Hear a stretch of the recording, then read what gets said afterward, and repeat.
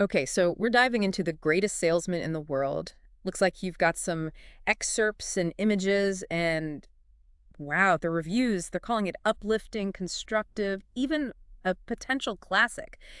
Definitely seems like there's a lot of buzz around this book. We're going to be exploring themes of success, wealth, and personal transformation. You know, what I find really interesting is how people are saying that this book is relevant for everyone, not just people in sales. Yeah. Like there's one quote that says, everybody is a salesman in their own way, no matter what their job is. Yeah, that's a good point. It suggests that maybe this book can help anyone achieve success and fulfillment in any part of their life. I think that's a really great observation. And this book, it really grabs you right from the beginning. We're introduced to Hafid. He's this super wealthy merchant, and he's about to give away everything he has. His entire fortune. Yeah, and his bookkeeper, Erasmus, he is completely baffled. I mean, their business is doing amazing. They've got over 7 million gold talents. Right. Why would he give it all up? That's the question, isn't it? Why? Well, Afid explains that he's not just giving it away randomly. Yeah. He's going to give it to Erasmus. Right. And the other men who helped him build his empire, He's sharing his success. he is. He's ready to retire and wants to share what he's built. But there's a catch. It's not that simple. He's got this challenge for Erasmus. Erasmus has to sell one very special robe, and only then will Hafid tell him the secrets to his success. It's a test. Yeah. It makes you wonder, what's so special about this robe? Right. What is it about this robe? Well, Hafid explains that it's all connected to these ancient scrolls. They were given to him, and these scrolls hold principles that lead to both wealth and happiness. Oh, wow. And he's been waiting for the right person to give these scrolls to. Yeah. And the sale of this robe, that's the sign he's been looking for. It's like a test with a deeper meaning, beyond just the actual transaction. Right. And to understand the significance of the robe and the challenge the story takes us back to when Hafid was younger. We see him as this camel boy, eager to learn the ropes from his master, Pathros, who is a successful salesman. This flashback is important. Pathros becomes Hafid's mentor, Yeah. teaching him not just about trade and selling, but the true meaning of wealth Okay. and the importance of perseverance. To test Hafid, he gives him a task that seems pretty much impossible.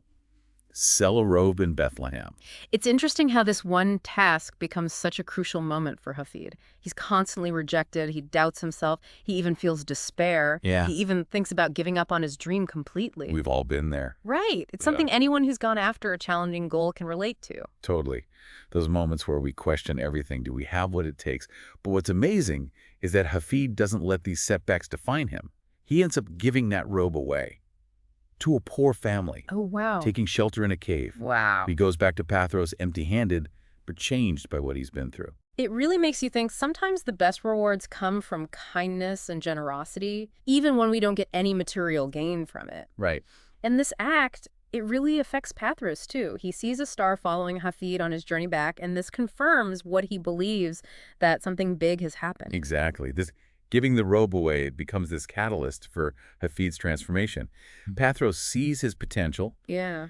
and decides to entrust him with the scrolls and their life-changing wisdom. This is the moment that sets Hafid on the path to becoming the successful merchant we see at the beginning of the book. It makes you wonder if the robe itself means something more, Symbolizes something. Yeah, like maybe it represents Hafid's journey, letting go of possessions, his potential for greatness. That's an interesting thought. The robe connecting Hafid's past and his future, his act of generosity, the wisdom of the scrolls. His eventual success. Maybe true wealth is about something deeper than just material things. So, years later, we're back in Hafid's palace. He's finally showing the scrolls to Erasmus, explaining how they're connected to that robe he gave away when he was young. And this moment really emphasizes that idea that true wealth isn't about gold, it's about finding happiness and peace of mind. And Hafid learned this through his own life, right? Absolutely. It's about inner fulfillment, Yeah. not what's outside. Hafid talks about the principles in the scrolls, good habits, persistence, and maybe surprisingly, love. Love. Yeah, he thinks Erasmus is the one who should inherit this wisdom and tells him to study the scrolls, apply them to his life. And then we jump ahead again, right? We see Erasmus doing what Hafid told him. Giving away the wealth. Right, dissolving the trade empire. He goes back to the palace, and Hafid's waiting for the person who's supposed to receive the scrolls next. It builds this anticipation, like a legacy being passed on. Yes, and it leads us to a stranger, someone who's obviously been on a journey. This stranger wants to talk to Hafid, and it turns out to be Paul. He used to persecute Christians, but he had a huge spiritual change. Now he's humble, driven by a mission to spread the word of Jesus. This is where it gets really interesting. Paul tells his story, and it's deeply connected to that same robe that Hafid gave away all those years ago. It creates this unexpected link between their lives, all because of this one act of generosity. It's like this hidden thread, Yeah. connecting their journeys. And Hafid sees this. He knows how important Paul's mission is. He gives him the scrolls, believing Paul will use their wisdom to spread a message of love and hope, fulfilling their true purpose. It feels like this meeting really reinforces a main theme of the book. True wealth isn't just about stuff, it's about the good we do in the world, the legacy we leave behind. Definitely. It's about finding meaning and purpose in what we do, Yeah. contributing to something bigger than ourselves. This part of the story makes us think. How can we use what we have, our talents, our resources, to make a difference? What kind of legacy do we want to leave behind? These are questions that make you think about your values and what you want to achieve. It seems like the greatest salesman in the world is more than just about selling. It's about living a meaningful life. But to understand how, we need to look closer at those scrolls and what they say. Exactly. Let's move on and dive into those scrolls. They're supposed to hold the secrets to success and happiness. What exactly are these principles, and how can we apply them to our lives today? That's what we'll explore next. Okay, so we're ready to unlock these secrets, the secrets of these ancient scrolls.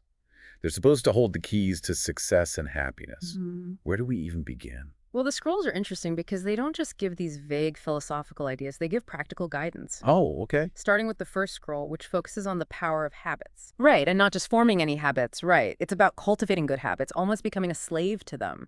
There's that line, as a child, I was a slave to my impulses, now I am a slave to my habits, as are all grown men.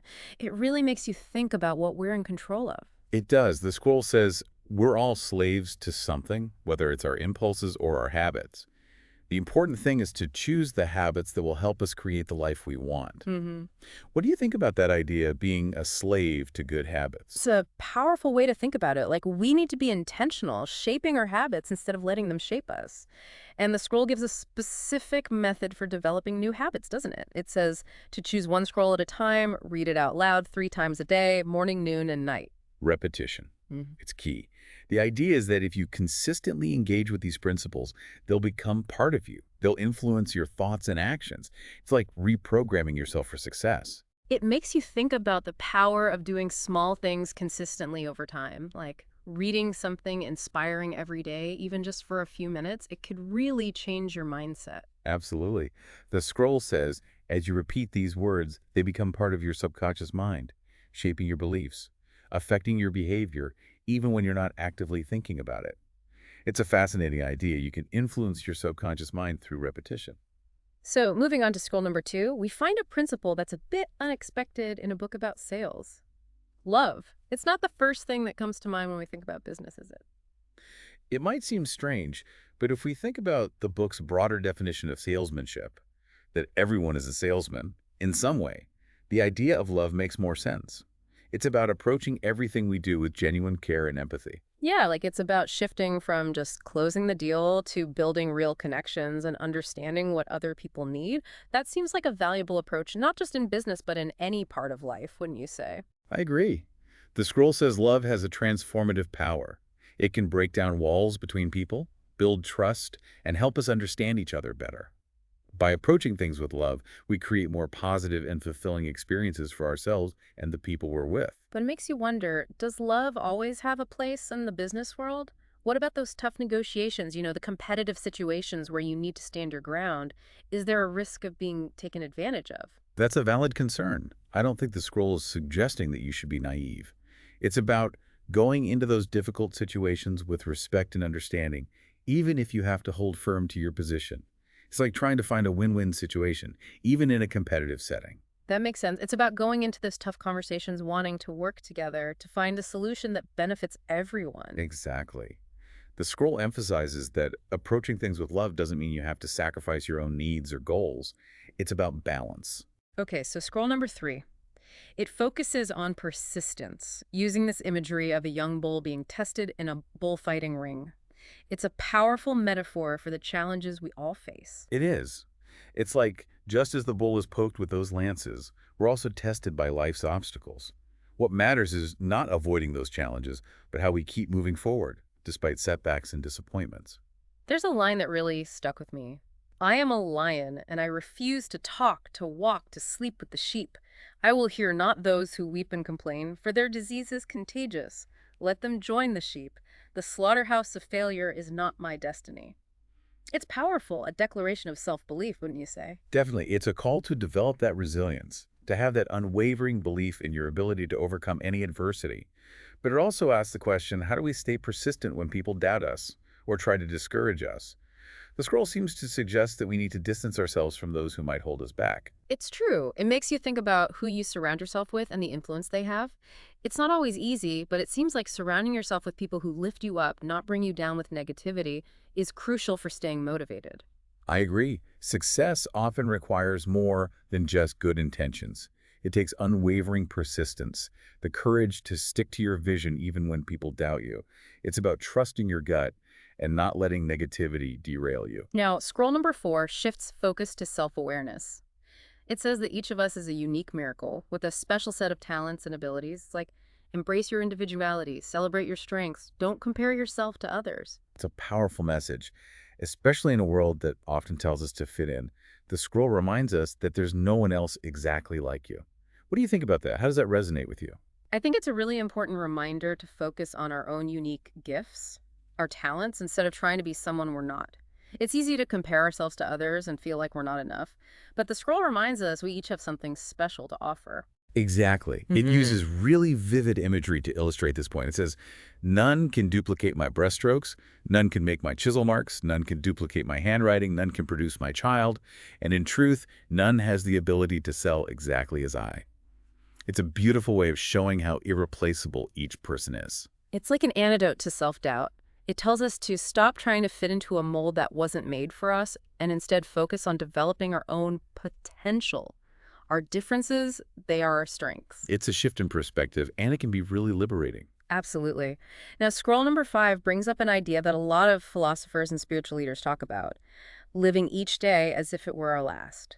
But it applies it specifically to sales, personal growth. Yes, it's about maximizing each day, going into everything you do with purpose, not letting fear or procrastination get in the way. Like asking yourself, if this was my last day, would I be doing what I'm doing right now? It's a serious question, but it can be incredibly motivating. It makes you think about what's truly important and letting go of what isn't, making the most of every opportunity and living with a sense of, I don't know, urgency and thankfulness. But it also makes you think, does it put too much pressure on making every single day perfect? That's an interesting thought. I don't think the scroll is saying that we have to be frantic. It's more about living with intention. Appreciate that our time is valuable and spending it in a way that reflects our values and goals. Making choices instead of just going through the motions. It makes me think about the little things, things we take for granted, the beauty of nature, the connections we have with people, the simple joys. Living each day as if it were our last could mean paying more attention to those things, truly appreciating them. That's a beautiful way to look at it. Yeah. Savoring the present moment, living with purpose, knowing each day is a gift. Okay, let's dive into scroll number 6. This one is about mastering our emotions. It acknowledges that we all have ups and downs, and those moods can impact our effectiveness, especially in sales. It's true. We've all had days when we're down or discouraged, and it's tough to stay motivated. The school suggests that instead of being controlled by your emotions, you can learn to control them. Like, we have control over our emotional state. That's empowering. But how do we actually do that? How do we prevent our emotions from dictating our actions, especially in tough situations? The scroll has an interesting strategy. When you feel negative emotions, sadness, fear, insecurity, counteract them with positive actions.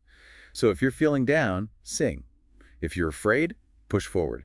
Almost like tricking our minds. By taking actions that line up with the emotions we want to feel, we can change how we feel inside. It's a proactive way to handle our emotions, right? Definitely. It's about taking responsibility for how you feel, knowing that you can influence it. It doesn't mean ignoring your emotions, but responding to them in a way that empowers you. It makes you think about those small choices we make all day long, choosing to smile at someone, listening to music that lifts your spirits, doing things that make you happy. Those little actions can have a big impact on how we feel overall. Absolutely. It highlights the importance of positive emotions and emotional intelligence, understanding your own emotions and the emotions of others, and using that understanding to deal with challenges, build better relationships. Okay, so we've gone through the first 6 scrolls, and there's already so much to think about. But we're only halfway there. That's right. There's still more to uncover. Are you ready to delve into the rest of the scrolls? Let's do it. Let's continue this deep dive. Okay, we're back, ready to uncover what the rest of these scrolls have to say. What insights are waiting for us? Well, scroll number 7 focuses on something you might not expect. Laughter. Laughter. Real-life laughter. It's not what you usually think about when talking about success, but the scroll really makes a case for its power. It does make you wonder, how does laughter fit into, personal growth and all that? It does. The scroll says that laughter is a human thing, something we can access anytime. It encourages us to laugh at ourselves, our mistakes, Yeah. even the craziness of life's challenges. There's a line that really got to me. I will laugh at the world, for all worldly things shall indeed pass. It's a good reminder that even when things are tough, there's a bigger picture. Laughter can help us keep things in perspective. Exactly. The scroll is saying laughter isn't just about having fun. Yeah. It's about being resilient, about emotional well-being. It can help us look at challenges differently, reduce stress, and approach difficult situations with, well, a lighter heart. It makes you think about how humor can ease tension. Yeah, Like, even in a tough business negotiation, a little humor can lighten the mood and help everyone relax. that's a great point. The scroll isn't saying we should just laugh off serious things. It's saying that we can find moments of humor, even in tough times. Right. It's about having a sense of humor to help you cope and to handle the ups and downs of life. So scroll number 8, this one talks about multiplying our value. And it uses some really interesting comparisons. It does, like a mulberry leaf turning into silk, Right. a field of clay becoming a castle. It's about recognizing our potential for growth, transformation. The scroll says we all have the ability to achieve great things, but it takes setting goals, taking action, and always trying to improve. It's about pushing beyond our limits, right? Believing we can do more than we think we can. But it also makes you think about the hard work it takes, the dedication. There's no easy way out. No, there isn't. The scroll says that growth takes effort, it takes commitment, it encourages us to have a growth mindset, see challenges as learning opportunities, and always look for ways to learn and grow. Becoming lifelong learners, recognizing our potential, is always evolving. It's a key takeaway. We're not finished products. We're always a work in progress. And that's exciting, right? There's always room for us to grow. Absolutely. And the school makes it clear that self-improvement is key to multiplying our value. It's not about reaching a certain level of success and then stopping. It's about always striving to be the best you can be. So scroll number 9 is very direct. Act now. It's about taking action toward our goals instead of letting procrastination or fear win. Right? Action is what connects our dreams to reality. The scroll highlights that planning and preparation are important, but they can't replace action. It's about getting over that feeling of not wanting to start and taking those first steps, even if they're small. There's a line that really illustrates this. Never has there been a map, however carefully executed to detail and scale, which carried its owner over even 1 inch of ground. It shows that we have to actually move, not just dream about it. Exactly. It makes us ask ourselves, what's stopping us from taking action? Fear of failing, wanting everything to be perfect, lack of confidence. The scroll encourages us to figure out what those roadblocks are and find a way around them. It's about changing our mindset from someday to now. Realizing that the perfect moment might never come. The best time to start is often right now. I agree. The scroll encourages us to accept imperfection, to understand that we make progress by starting, even if we don't feel totally ready. It's about taking a chance, trusting we'll figure things out along the way. And finally, scroll number 10 focuses on prayer. Might seem a bit unexpected in a book about selling, but it talks about something we all need: guidance and support. It does. It reminds us that we don't have to do everything ourselves. Yeah. We can ask for help from others, whether it's a higher power, a mentor, a friend, our community. It's about realizing we all need help sometimes, right? Acknowledging we have limits and being okay with asking for help when we need it. Exactly. And it's not about asking for easy answers or material things. It's about asking for wisdom, strength to overcome obstacles, develop our abilities, and live up to our potential. It's about being humble, knowing we don't have all the answers. So, as we wrap up this deep dive into the greatest salesman in the world, it feels like we've uncovered so much more than just sales techniques. These scrolls, they offer a guide for living a fulfilling, successful life based on principles of persistence, love, self-awareness, and action. It's a reminder that success isn't just about money or achievements. It's about living a life with purpose, a life that reflects our values. And these principles, they go way beyond sales, even though they're presented in a story about a salesman. They offer valuable lessons for anyone who wants to achieve their goals, overcome challenges, and make a life that truly matters.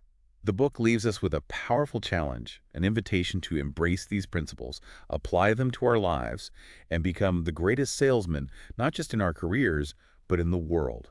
It's a call to reach our full potential and make a positive impact on the world around us. So, as you continue to think about the wisdom of the greatest salesman in the world, ask yourself, which of these principles speaks to you the most right now?